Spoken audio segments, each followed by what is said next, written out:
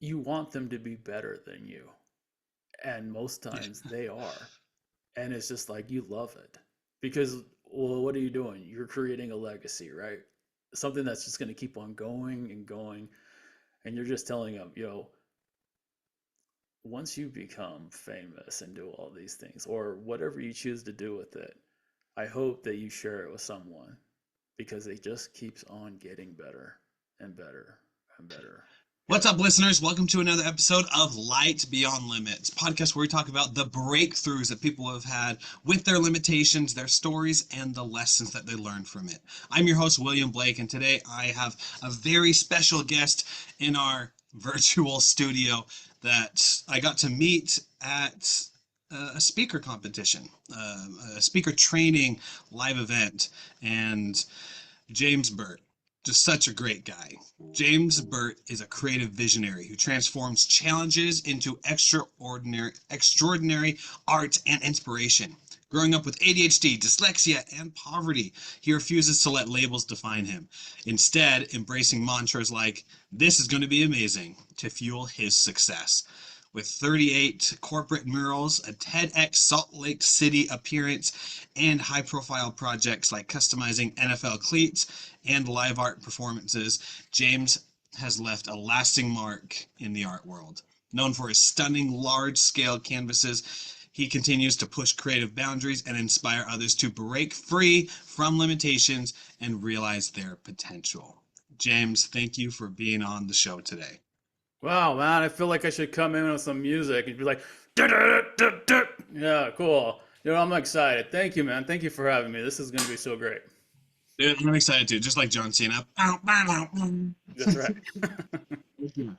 Well, first and foremost, I know that we want to hear your story because every great champion, every great athlete, every great individual started from somewhere. Started from somewhere and broke through a limitation. And my audience is wanting to know, James, how did you become you from Yeah. when you were to where you are today? Yeah, that's the beauty of it. Everything you kind of go through makes you who you are, and that's what I love. And I got to tell you that, I'm definitely a storyteller. So, I'm just going to kind of like jump right in and talk about it. Um, I'm gonna start off by I want everyone to imagine this, okay? It's dark outside and there's like a fog machine going. And there's lasers lights everywhere. And you hear a crowd of thousands of people cheering on. And it starts the sound just starts to crescendo. And then all of a sudden, imagine this. All you can hear is rapid heartbeat. And that's me as I'm looking at thousands of people all staring at me. Okay, I'm gonna tell you a little bit more about that, but I'm gonna go back. I was born in American Fork, Utah, um, but I wasn't raised there. I moved from Utah with my family when I was 4 years old because of a divorce. Uh, my mom, who is deaf, uh, she took us and to California. And I think that this is really important because, first of all, I know you hear this a lot. I've seen a lot of your podcasts, and everyone talks about their moms. I mean, clearly, moms are amazing. And my mom was number one. Let's just put it out there. She's number one. But she's deaf. She's now raising 5 kids on her own in a completely different state. And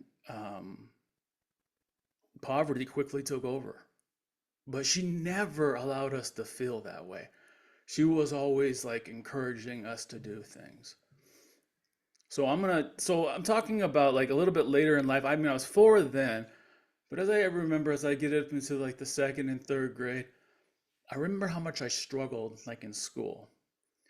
Now I do have ADHD and dyslexia, okay, but at that time I was never diagnosed with it. I didn't understand what was going on. I don't understand why I struggled so much because I had such big aspirations and dreams. I wanted to be something so much more. So I would try really hard, in school, but daily it was like this big block, and I just couldn't understand, to the point of where I would be so frustrated that I say, "Can I use the bathroom?" And then I would go outside, and you know, and I'd go around the building, and I would just sit outside. But I didn't feel sorry for myself. Now that I was alone, you see a smile come across my face, and I escape, into this creative world, this imagination. Now, not having anything growing up, you know, English being my second language, because sign language was my first language.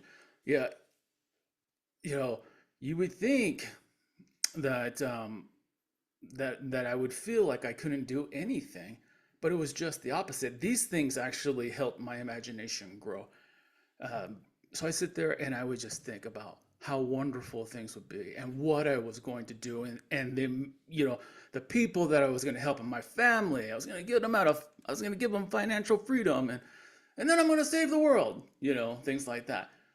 But that's how it was every day. I start out, go to school, and I struggle, and I literally would go to the bathroom.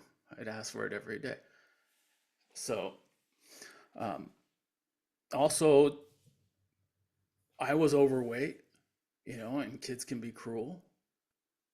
But still, even with the bullying,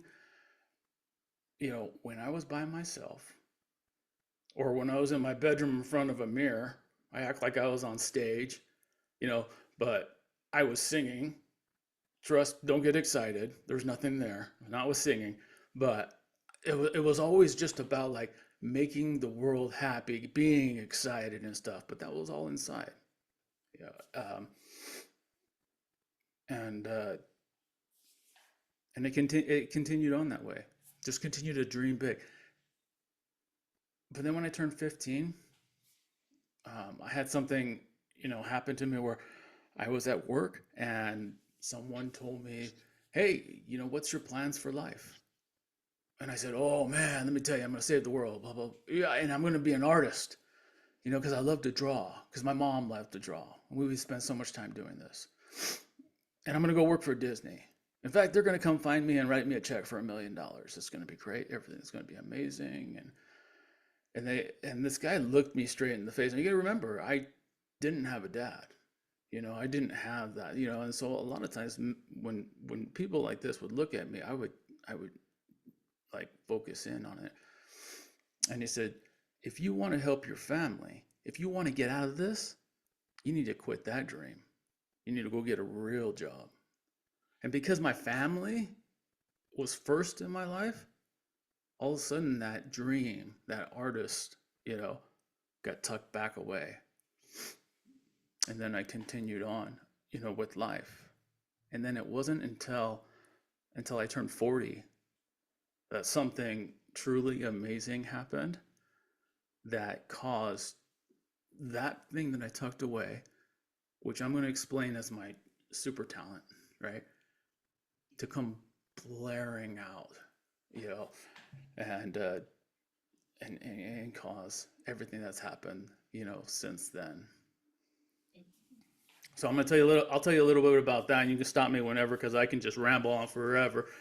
I had a great job. I had a family, and I was in charge of the entire East Coast for the job I was working for. So I traveled a lot, and our company, the company I work for, merged together with another company, and it became huge. Built this big building. We hired an artist to come in to paint a mural, on each floor. On the third floor was the younger demographic. So we're like, well, let's get a graffiti artist in here, you know. So he came in and he painted, and then we looked at it and we were just like, oh my gosh, no, yeah, because there was inappropriate things in it, for a workplace. And all of a sudden we're thinking like we have a deadline of like 3 or 4 days before our press release, before we invite the employees over. And then I get this feeling inside. And it's almost like that super talent saying, hey, you remember me? And I looked at my boss and I said, I'm scheduled to go to New York, but it's just a routine checkup. I can stay back and I could probably fix this. And he's like, don't play with me. I can't handle it. I don't know what to do. And I'm like, trust me, just like, I can do this. And so I said, all right, let's see what you can do. So day after day, for like 3 days, day and night, I worked on this project. And wow, I was just like, okay, you got to remember, before it was just cartoons on paper um, with my mom. And then actually, will you pull up you pull up that slide to show people? Of course. This is what I created in these 3 days. You know, I transformed this 30-foot wall, you know, uh, into this mural. And I got to be honest with you, I was just like, well, I had no idea, you know, and as my boss and everyone was just like, this is amazing. I was just thinking, inside, I don't know how I did it, but on the outside, I'm like, told you, I got this. I got this. Yeah. They then told me that the people on the second floor wasn't happy with their mural, and they asked me to change it, and then somebody else. And on the third mural, um, one of the VPs that I've never met before came to me and said, "Hey, do you have a business?" And all of a sudden, you know what I felt? My chest got tight, and I said, "No, sir, no.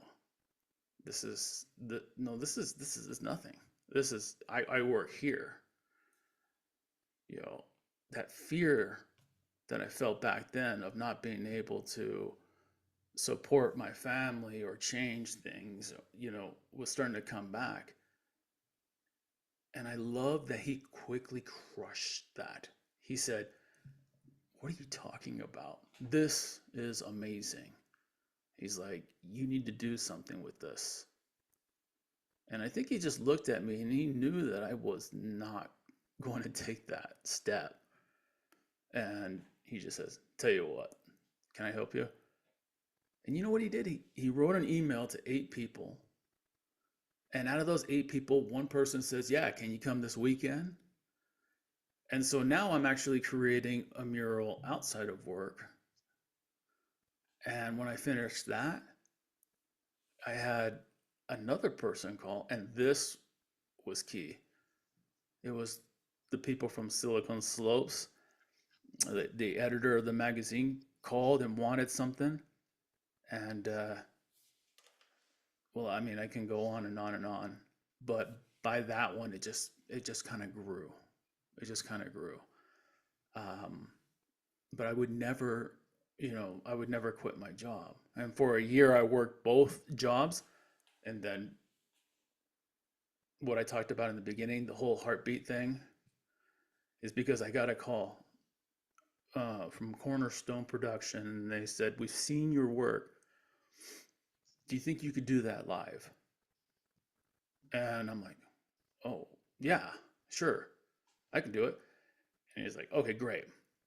Because Adobe's throwing a little bit of a party, but before you agree to it, we just want to tell you a couple things. It's in Las Vegas. There's gonna be 1,000 people there." And so we chose like 3 or 4 vendors that to entertain. The other person we chose was Rock and Roll Hall of Famer, um, 2-time Grammy winner Beck. So he'll be jamming out next to you if you're okay with that. Whoa, I'm glad I wasn't on the phone. I was just like, Yeah. anyways. So that brings me full circle to like now I'm in front of this huge crowd and painting, and then from then on, amazing things have happened. After that. Yeah. But I mean, so I just wanted to kind of paint like a broad, huge picture, um, and we can go into detail. But really, what made me is, people say that dyslexia, ADHD is a hindrance, but that's not true. It actually grew the strength. It grew me like with my creativity, my my desire to make the world a better place. I would lay there for hours on my carpet. I remember, and as a kid, and just imagine what life could be. And so when that opportunity came, you know, my super talent came roaring out like a kid with too much caffeine, and crushed it. And and so I'm actually grateful. I'm grateful for that. And not having a lot, now when you see my paintings that I do, my canvas work, I love telling people, take a guess how I did that, and or what tools I used, and people can't guess. But I bet if you lived in poverty, you probably could. Like, hey, that looks like you used some kind of a bubble wrap or something to make that, or yeah, things around the house that you don't have to purchase that I used as tools. And so my mind was just like, hey, let's go back to let's try this. And man, it's been success ever since. Dude, that what a man, what an incredible story. Um, so many people. Here's the thing: for those who are watching video, I'm also going to pull up because I'm going to brag for James for a second about the companies that he. Oh my goodness, that he's worked with and painting for them. Goodness gracious. Like, we got Google, we got Adobe, we got the Utah Jazz and Qualtrics, like, we got Silicon Slopes, Kiln. I'm just saying the ones that I know off the top of my head. I'm sure there's like Patterson Homes. Goodness gracious, there are just so many different things, and there are companies that you have worked with. And correct me if I'm wrong, you have way more than this, right? Yeah, Yeah. I just celebrated hitting 100 commission works, and you know, these are household names, companies and stuff, you know, but there are amazing people out there who have done commissioned work, people who have bought my work and my art stuff. I mean, there's just so much more. Yes, there is, and I love everybody. Thank you so much for That for your is support and stuff and all their support. absolutely, dude. That's incredible. You like so much credibility for you for the things that you've done and the things that you painted. Goodness gracious, you've been doing this. How long have you been doing this? From the first project where you went to your boss and was just like, yeah, I can fix this. I got this for you. Till today. Like, what's that time frame? 7 years now. That's it. It's Oh, been it's nuts. incredible. Holy crap. Yeah, 7 years. Holy That's crap. it. Dude, that man. So I Congrats, started when I man. was 40. I started when anybody can do it. You know, everybody has that super talent ready to rage out no matter how old you are. You know, So, did you ever think that this was going to be it? Like you started at 40, like over the first 40 years before that first one happened, what what was going through your mind? Were you just like, this world is great, we can do this? Um, what was in your mind? well, see, here's when you think James Burt, you're thinking art, and all the accomplishments that I have done, with that. But the truth is, when I talked about how the ADHD and dyslexia and everything, grew my imagination and everything else, everything I did, from you know starting a family, every job that I've held, I never stayed stagnant ever. I grew within the company. Like I mentioned, here I am now over the whole entire East Coast. You know, and I did some college, but not a lot. So I'm holding these positions that people that have had the opportunity to go to school and do all these things that I highly definitely recommend. I wish I had more opportunities like that. Um, you know, and it's because of this. I got this. I got this. Don't worry about it. Relax. These mantras, that I've always had, has always really just like pushed me forward. So I was happy. I lived a good life. I felt accomplished. You know, and then when this came up, that's why it was such a power struggle for me, because I remember, how much I loved art. But for the last like 30 years, I've been working since I was 14 years old. You know, life has been good because of, you know, my attitude and everything that the struggles and everything that have been just that have helped me. So there was this battle, and then after a year of doing both of them, it was actually my wife that just said, I walked into the room today and it looked like you were dead. It's like, you got to stop this. You're working, 18 hours a day, you know, and she has just been starting her new business, and she's the complete opposite from me. I mean, she has a master's degree and she's a therapist and super amazing and all the things that she does.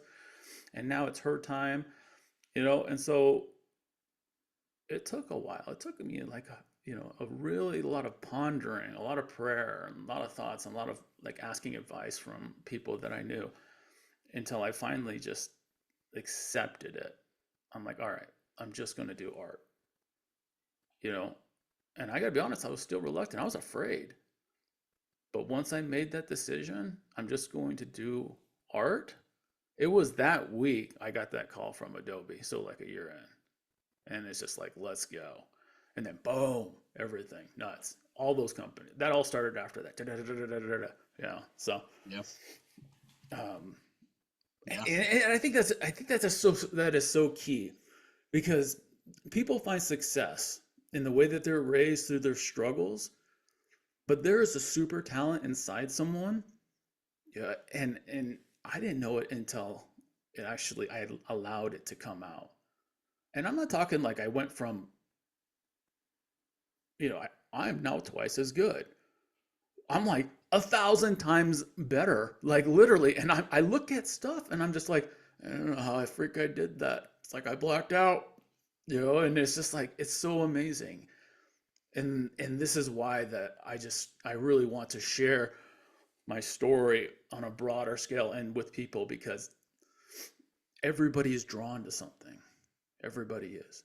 What what is pulling at you? What is saying like, "Hey, don't forget me."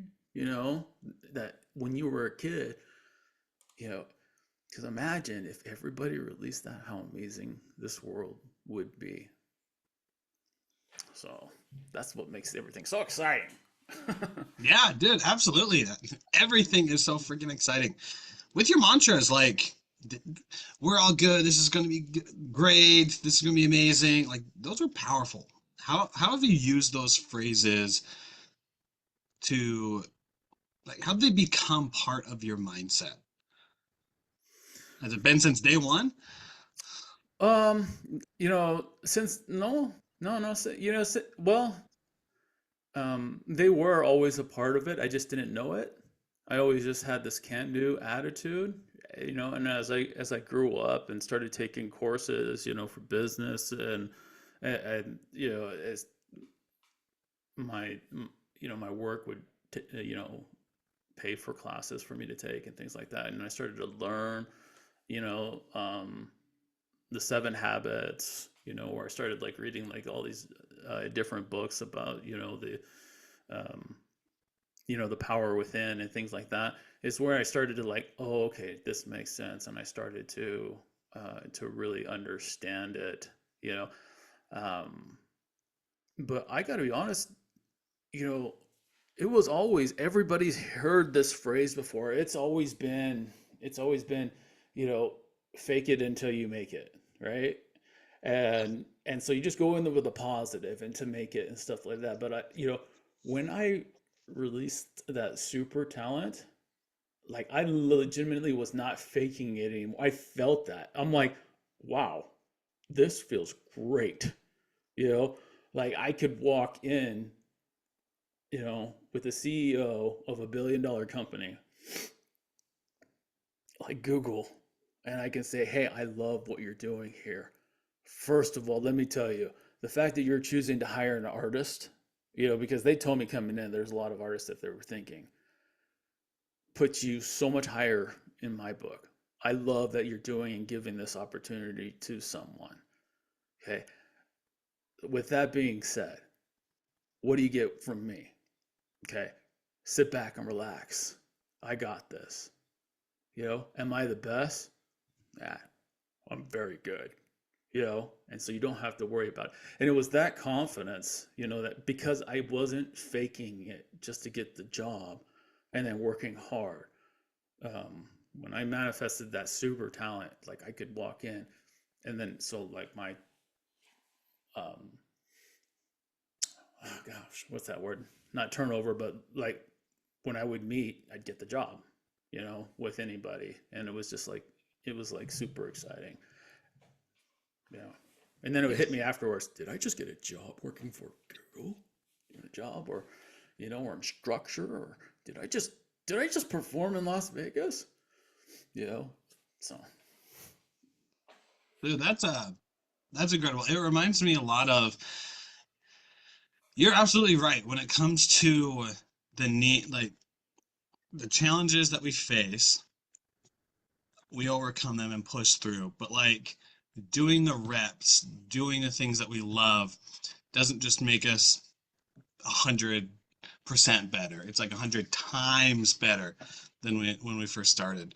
I remember with public speaking, because that's what I love to do, is I struggled from elementary school all the way up till I probably still now with dyslexia. And when I first started out, I was stuttering. I had to have, when I would go to church, I had my little talk. I had every single word written down, even the testimony at the end, just so I wouldn't forget it. And I remember I'd read it and look up, and I'd just have this powerful, what's it, probably anxiety, stage fright would probably be best, come to me. And then I looked right back down and just and kept reading. But it was over time that putting in the reps and just starting to go from faking it until you're making it to, you know what, I'm decent at this, to, yeah, I'm pretty okay, to like, no, I'm good at this. And then it's just like, I'm very good. yeah. I'm great. Right. And now I'm you've not the had master over yet. 100 episodes on this podcast. This is like sharing with people. Hey, you have struggles. You have this. Are they really? Let's use this for your benefit. And this is great. And I love it. I bet you hated the same day that I hate. And that was the day that in your testimony they were just like, all right, they used that new word instead of like we're going to hear testimony from anybody. It was just like, and now we're going to hear unassisted testimony. It's like, and I remember like put the paper away, put the paper, and I'm just like, oh crap. Like this sucks. My paper. Yeah. Yeah. But it's major Steps drama. by steps, right? Steps by Yeah. steps. For me with speaking, it was going from everything to then just not writing down the end portion, to then creating an outline, to then just bullet point inside a post-it note, and then able to freely speak. For you, it was putting in the reps of whether it was crappy or not, putting down the paint, putting down. Do you do other things besides painting? Oh, what would you like? The answer is absolutely. Okay. Anything creative. So like right now I'm doing canvases. After I started painting these murals, these CEOs and companies started coming to me and like, hey, I have an idea. I've always wanted like a custom guitar. Or do you do shoes? And I'm like, let's go. And that was my answer. Did I say yes? No. I said, let's do it. Let's go.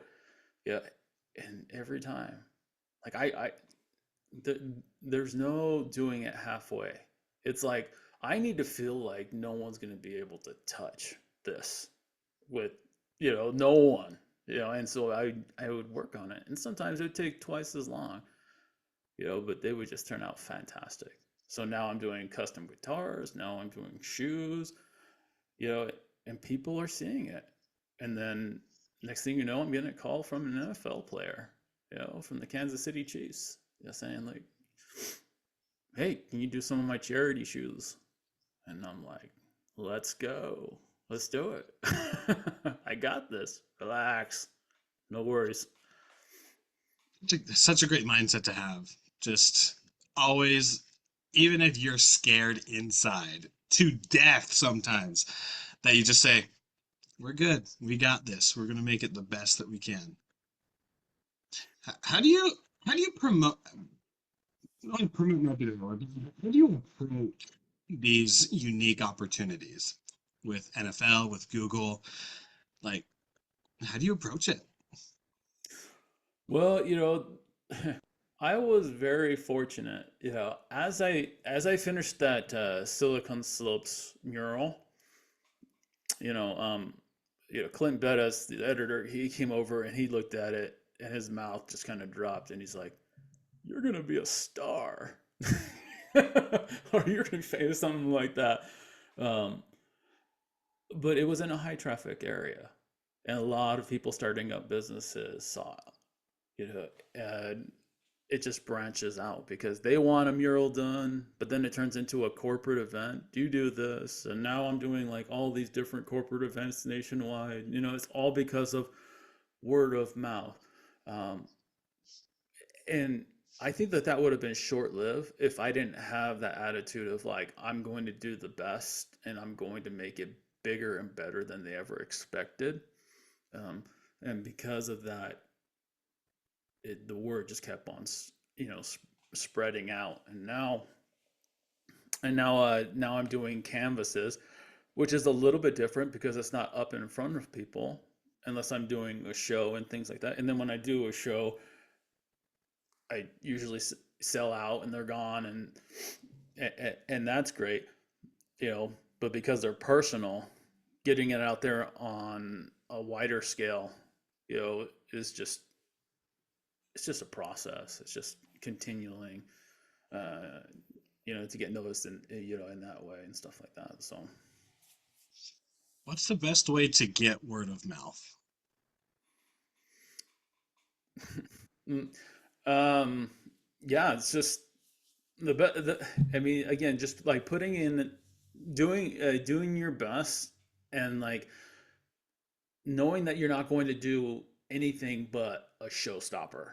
You're not going to create anything unless it is like something that's going to make people's mouth drop or wonder like, how the heck do you do that? And so it's this, when you do this, the people that look at it, it creates this natural high within them, and they can't help it if it's that great. You know, Obviously, you're telling people like, "Hey, share the word, let them know that I'm doing this and that," but that doesn't compare to when they come in and they're just like, "Whoa, no, what?" And of course they want to share it then, and they want, so I mean, that's the best way, hands down, is, do your best work, and they will naturally grow. And that, obviously, to get on a much larger scale, we have amazing tools, social media and things like that, to get the Yeah. word out by word of mouth. But Yeah. again, it all starts with that foundation. Make something great. Do your best. You know, always do your best. What powerful advice. Always do your best. And it's just going to come back. Keep giving value. Give, and then it'll come back to you. Man, such powerful advice. And speaking of advice, like you've inspired so many different people to break free from their own limitations and limiting beliefs. What advice would you give someone who's stuck in the middle of it and feels like they're defined by their challenges? Well, I'm going to be very clear. Okay. You are robbing the world of your awesomeness by feeling this way. You absolutely are taking away from us. Knock it off. We want to see how amazing you are. Okay. You're going to have people tell you that you can't do it, or that this is not the right way. yeah, you need to tell them to go jump in a lake, metaphor, and you listen to that, listen to that that feeling inside you. Listen to that, like that pull and that draw. Now, you always have to be responsible. You can't just go off willy-nilly, right? But you always have to be responsible. But, you know, follow that, and believe in yourself. I feel that, and I think a lot of people, most people will believe in like a higher power, a heavenly father, a deity, a spiritual, whatever. Same person.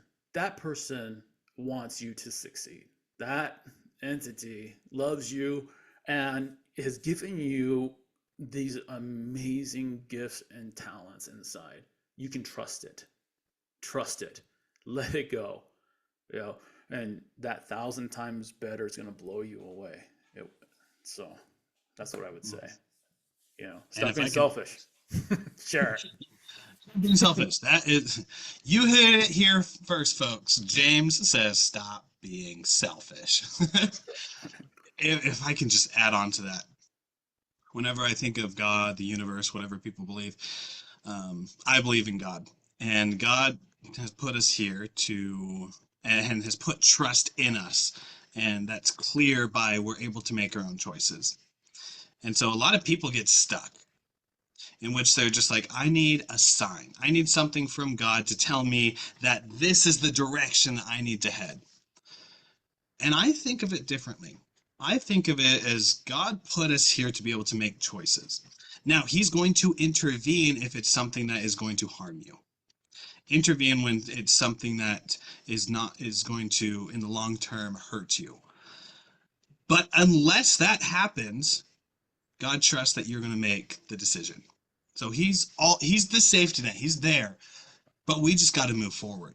We need to make the choice. We need to be the ones to commit and start walking the steps. And as we do so, that's where the clarity comes in. That's where the reps comes in. That's where the creative power, that's where the power that we have within us that's able to be unleashed to the world. That's where we're able to share our talent, share our value. That's where it comes from. And we'll always have a safety net there. But we got to be the ones to walk. And that came to my mind uh, when you shared your thought. So thank you for sharing your thought. If I could just add real quick to that, Willie, Yeah, I, please.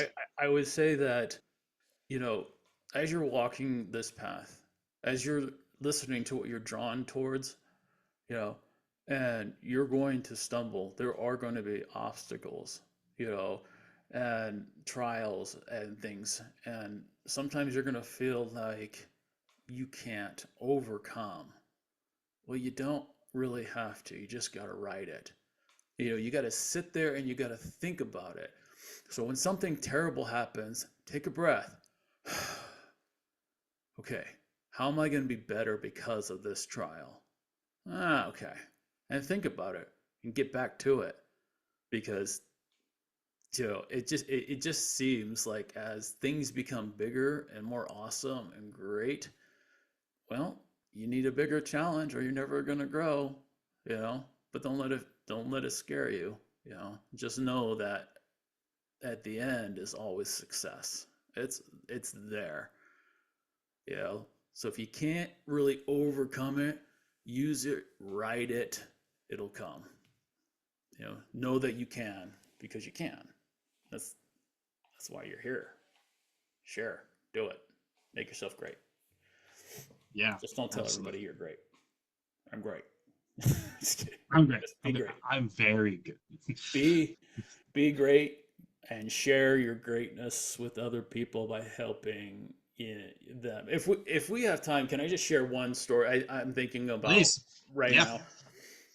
I Yeah, I believe all these things, and I believe the greatest things can happen, but I love sharing when they actually do. So here's an example. I want to share this story. I had um, I'm painting and I'm sharing people my canvases, and I have someone approach me, and and they said, "Hey, I felt like I needed to talk to you." and you can tell that they were nervous and said, I I've always wanted to be an artist. I've always wanted to do this, but and I don't understand why I feel drawn to this because literally I'm a stick figure drawing kind of guy. So, but I'm drawn to it, and I apologize for asking or interrupting. But do you think that that you could help me? Where do you think my mind automatically went to? I'm thinking like, you know, hey, can I help you? So I'm thinking about that. And the hundred other times, someone was just like, sure, I'm gonna give you a shot. And how excited I was. So of course I'm looking at this person, and I probably have the biggest smile on my face, and I'm like, yeah, let's do it. So we go to my studio, and I wanted to make this great for this guy. Yeah, he comes in, we're gonna paint something. I'm gonna teach him a couple of tips. And so he's there, he's all excited. I'm like, let me go grab a canvas. Now, do you think I went and grabbed like a 5x8? No. I'm walking back there, I'm pulling out a 48 incher, I'm like walking and out, blank canvas. He's like, no, no, no, no, no, no, no. And I'm like, no, knock that off. We're doing this. This is yours. And we threw it down. Here's the thing. This guy that was drawn towards art that says that he was a stick figure, I wish I could show you the painting. Yeah, I maybe did 5% of it, but I was there, and I'm like, I want you to try this. Now do what you want to do. My gosh, he created this painting that literally you can put up with my stuff. Yeah, and people wouldn't know. They wouldn't know. I mean, I'm just like, this is great. And he is so excited. Then there's this new person breaking out, and I'm like, I know that feeling, you know. So it's just, it's awesome to share. It really is. It's better than anything else to teach and to share other people Yeah. with other people. Man, thank you for sharing that story. It reminds me of Kung Fu Panda 4, where have you seen it yet? Oh gosh, now I'm upset I haven't, and I love Kung Fu Panda. I've put it off too long. So Okay. tell me in detail. I want to hear. Yeah, I'm not gonna spoil it. Just Oh, very okay. briefly. So Shifu, the master dude who hated Poe from the beginning, but learned to love him. He's just like, "Okay, Poe, it is now your turn to uh, what's the phrase? Find a predecessor, I think is the term for it. So find someone to teach." And so Poe goes through this journey of trying to not be the Dragon Warrior himself and start teaching someone else. And it's the next level of awesome. It's like we have perfected our craft, or at least gotten really, really good at it. And then it gets to that point of now we share it with other people. And those are the coolest moments ever. I've had a few myself, and without a doubt, being able to teach someone and just seeing that smile on their face, seeing just that light up in their eyes, it's one of the coolest feelings in the world. And it just, you want them to be better than you, and most Yeah. times they are. And it's just like you love it because, well, what are you doing? You're creating a legacy, right? Something that's just going to keep on going and going, and you're just telling them, once you become famous and do all these things or whatever you choose to do with it, I hope that you share it with someone because it just keeps on getting better and better and better, you know. And that's what's so exciting. Um, I have daughters that have artistic ability, and I remember coming home one day, when they were 4, uh, and I'm like, wow, you know, sidewalk chalk. I'm like, who drew this goat? Jeez. And I'm like, my wife's like, oh yeah, that was Kennedy, and I'm just like, did you help her? I'm like, where's the projector? And like, she did that all on her own, and I'm just like, yep, there we go. I knew it. She's gonna be better than me, and I love it. That makes everything worth it. So, Oh, it does. Goodness gracious, it does. James, you push boundaries. What is the next big project that you're working on? but this is the greatest part. Is just like I've been on stage painting now, and I've created these things for all of these different companies, and I absolutely love doing canvas work because my creativity really is just like it's all mine. And so I continue to do that, but now I just have this desire, you know, to get in front of people, and I want people to, I want to bring to their remembrance of when they were a child, and nothing could stop them. You know, them singing and having this perfect pitch, but all of a sudden they just kind of like let it go or just hid it away, or this acting and they're just hilarious comedians, or or maybe they're just like these amazing active listeners. Maybe they just have passion. I just want to go and I want to get in front of thousands of people, and I just want to say, we're going to remember this. And then we're going to invite this out. And by doing this, we're going to change the world. So I just want to get in front of, thousands of people. I want them to do this. And there's a lot of amazing people out there trying to help people, to be positive and to realize that they have endless potential. And I love that. Where I'm different, I'm trying to tell them this is not a learned thing. It's there. It really is. Okay. We're gonna break this sucker out. We're gonna go with it. So that's what I want to do now as I continue to make my canvases. So, That's so cool. James, I appreciate you joining us today. For our audience, where can they find you? well, so right now, I mean, please follow me on my Instagram and Facebook, James Burt Art. You go to my website, jamesburtart.com. See how I made it all easy? Just James Burt Art. Well, Yeah, take a look at that. I want you to look at that. I want you to really study it. I mean, I want you to find your favorite one and ask yourself, how did he do this and what tools? Because I'm going to tell you right now, I use a paintbrush 5% of the time. That's it. You know, there are other tools. So I want to ask you, I want you to first fall in love with something. You know, you know, I appreciate all support, buy a print, whatever. Call me to see if I have the original. Probably not, but call. Just do what you can. But then follow me and ask me questions, because there are no hidden secrets. When it comes to this art talent sharing, I'm an open book. I'm not holding anything back. Remember, I want you to be better than me, because that's my happy place.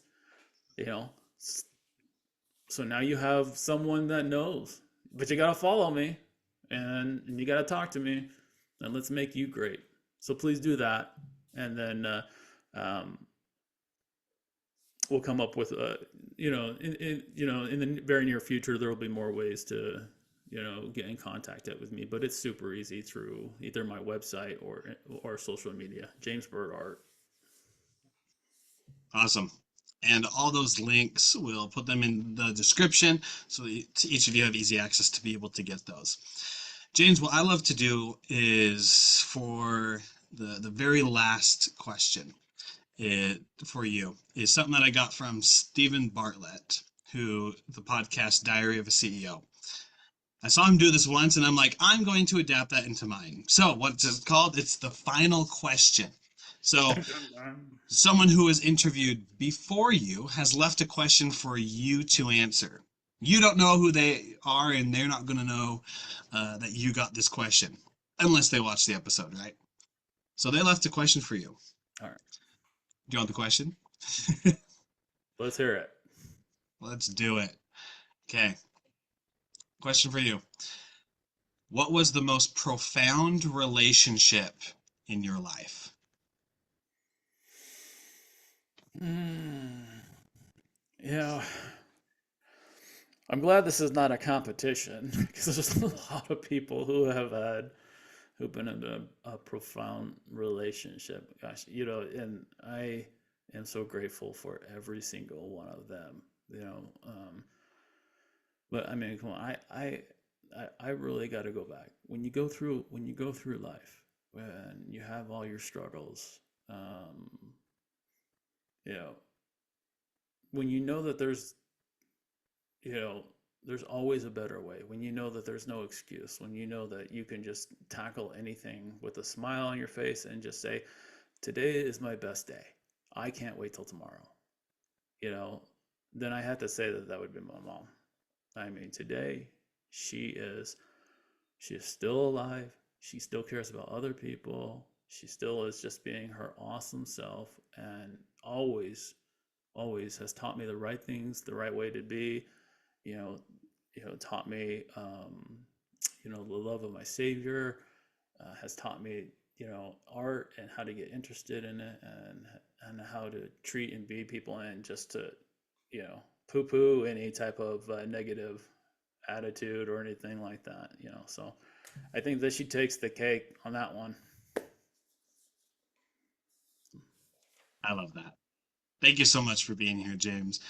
And for you viewers, that is the end of this episode. If you found inspiration in this episode, go ahead and subscribe to our podcast. You can find us on all the major podcasting platforms, as well as you can go to our website, coachwilliamblake.com. There you'll be able to find the link to our podcast, link to our socials, and everything else going in the Achievers universe. Until next time, my friends, continue to light up the world, be the best version of yourself, and always remember that your life is a canvas and you get to decide what's painted on it.